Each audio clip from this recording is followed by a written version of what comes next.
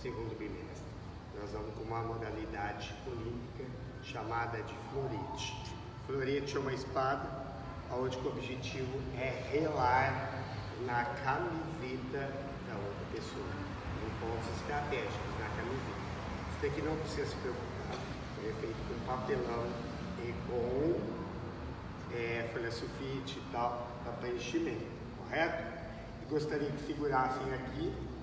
E, Felipe, você pode pegar, por favor? Isso, isso, pega. Então, ó, o movimento é esse, Felipe, ó, e tem mais também. Não segura aqui não, isso daqui foi feito, chegar mais não traz resultado nenhum. Estica a mão. Então eu vou ter que gingar para poder te acertar o colete ou a camiseta, correto? Então, ó, tenta aqui, você tem que esquivar, vai, e ataca ao mesmo tempo, ó.